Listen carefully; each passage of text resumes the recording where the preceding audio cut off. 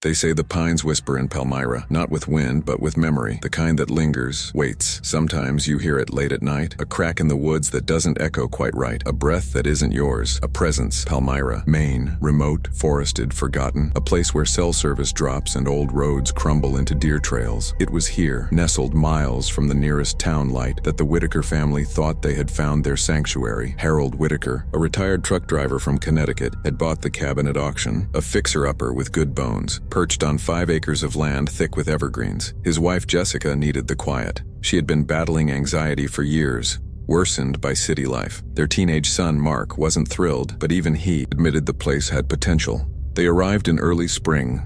Snow still clung to the shadows and the forest smelled of pine sap and thawed earth. The cabin creaked and groaned with age, but it was theirs. They were ready to start over. At first, it was peaceful. Mornings were spent repairing the deck, cutting firewood, patching the roof. At night, they played cards by lantern light or read books near the fireplace. Mark would sometimes walk down to the stream that ran behind the property, casting his fishing line, talking to himself like he used to as a kid. Then came the tracks. Jessica found them first. Strange prints just outside the back porch. Long, clawed, and oddly deep. Too large for a dog, but not bare. The toes were all wrong. At first, Harold brushed it off. A fisher cat maybe, or a trick of the melting snow, but Jessica grew more uneasy. Then came the smell. It wasn't rot.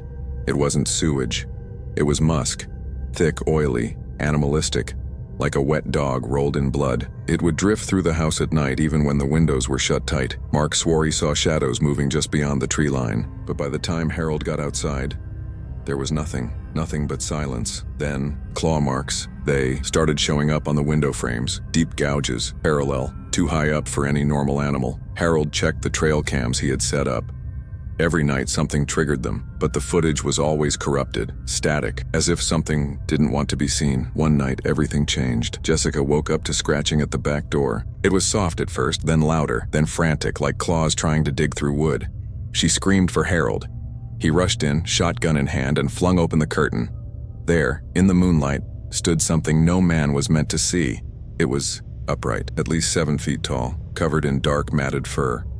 Its shoulders were too wide, its limbs too long, fingers ending in thick claws, but it was the eyes, yellow, glowing, intelligent, hungry. Then another appeared beside it, and another. They weren't alone. Harold stumbled backward, slamming the curtain shut. His hands trembled as he loaded a shell into the shotgun. Jessica, frozen in the hallway, clutched Mark, who had just woken up, drawn by the screams and the rising tension in the air. Then came the sound of breathing, not from inside the cabin, from all around it, heavy, wet, rhythmic. The creatures circled the house. Their footsteps weren't the thudding steps of an animal. These were careful, measured, bipedal. Harold peeked through the crack between curtain and glass. One of them was peering in. Its snout was nearly pressed against the window. The glass fogged up with each breath. It tilted its head, not curious but calculating, watching, studying, the way a hunter might observe a trapped animal before deciding how to take it down. That night, the family didn't sleep. They sat huddled in the living room, lights off, weapons close. Harold had his shotgun. Mark held a fireplace poker with white knuckles. Jessica quietly whispered prayers she hadn't used since childhood. Every so often, a thump would rattle the door, then another, and another. Then the scratching would start. Slow and deliberate. One of them tried the handle. It twisted, clicked. Harold had double-locked the door, but it didn't stop the thing from trying. Around 3 a.m., the noises stopped. The forest fell into an unnatural silence. No birds, no wind, no insects, just quiet. Harold dared to open the front door at dawn, shotgun raised. The porch was covered in deep, ragged claw marks. The railing had been gnawed on. The camera was torn from the tree and shredded. But the most disturbing thing was what they left behind. A deer carcass, split in half, guts trailing like ribbons. Its head had been twisted completely backward, and shoved into its mouth was something else. A crude symbol made from sticks and twine, like a warning or a message. They weren't just beasts, they were intelligent. Harold tried to call for help that morning. The landline was dead. Cell phones showed zero signal. Even the shortwave radio he had kept for emergencies only picked up static. They were cut off. That day, they boarded up the windows. Harold dragged furniture against the doors while Mark hammered planks across every opening he could reach. Jessica, glassy-eyed, barely spoke.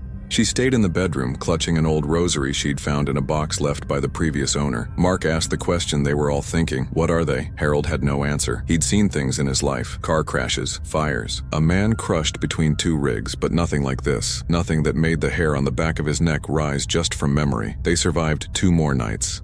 Each one worse than the last. The creatures didn't just come, they tested the cabin, pushed at the walls, climbed the roof, scratched at the chimney. At one point, Mark swore he saw claws trying to pry up the window frame in his bedroom. Once they heard laughter, not human, not quite. It came from the tree line, garbled, wet, like an imitation of a human sound filtered through a mouth full of fangs. It chilled Jessica to the bone. She broke down sobbing, begging Harold to leave. Out tonight no matter what. So on the third night they ran. Just after dusk, Harold packed what they could. They left behind their food, their tools, even their wedding album. All that mattered was escaping that cursed patch of forest. They made it as far as the tree line before the first howl rang out. Low, long, piercing, then a second, closer, then a third, right behind them. The woods exploded in motion.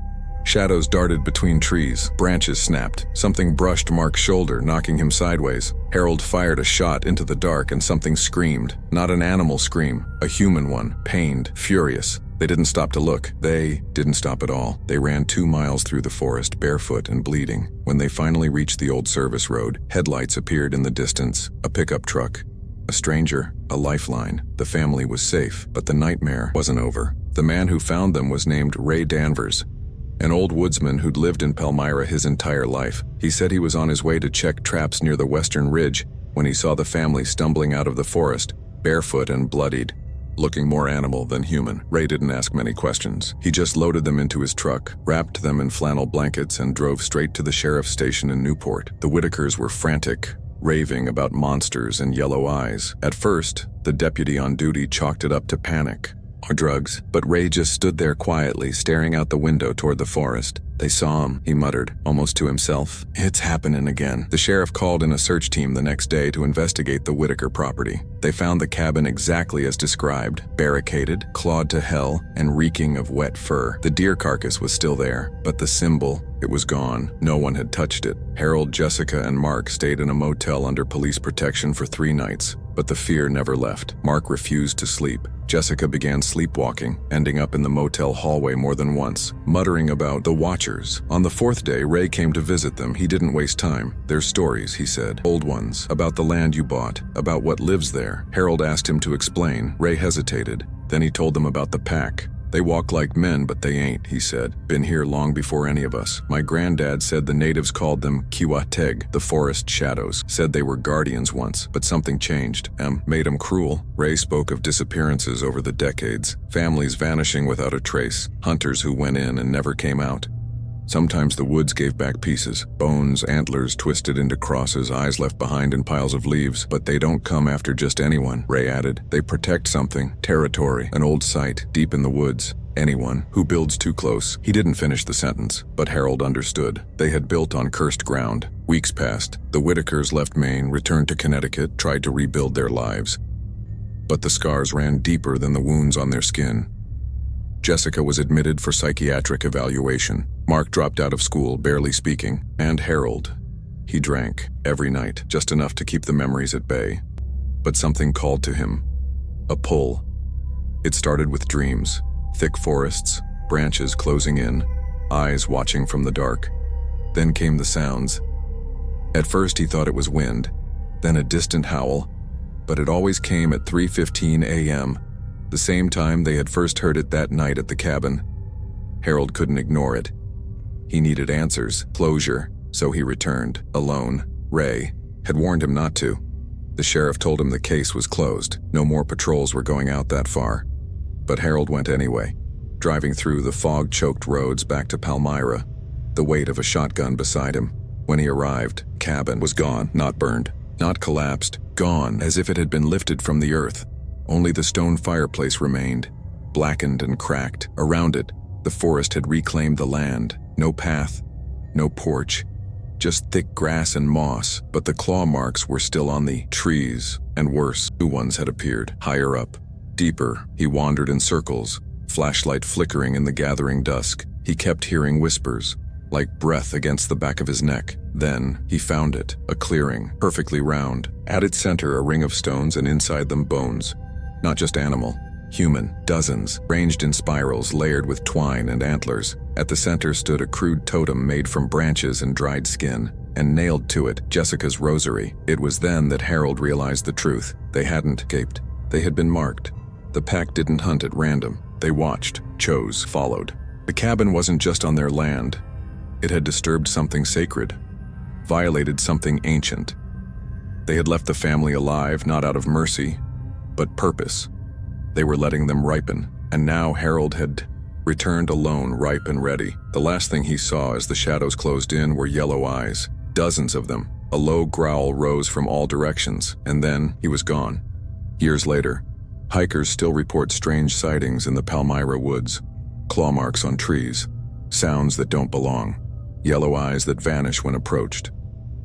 The locals don't talk about the Whitakers anymore, but at the diner near Route 2, old Ray still sits at the window table, watching the tree line, waiting because he knows the pack is still there and they never forget. If you enjoyed this story and want more chilling legends and terrifying tales, make sure to like this video. It really helps us out. You can also click on our Ultimate Werewolf playlist to watch more horror and cryptid stories.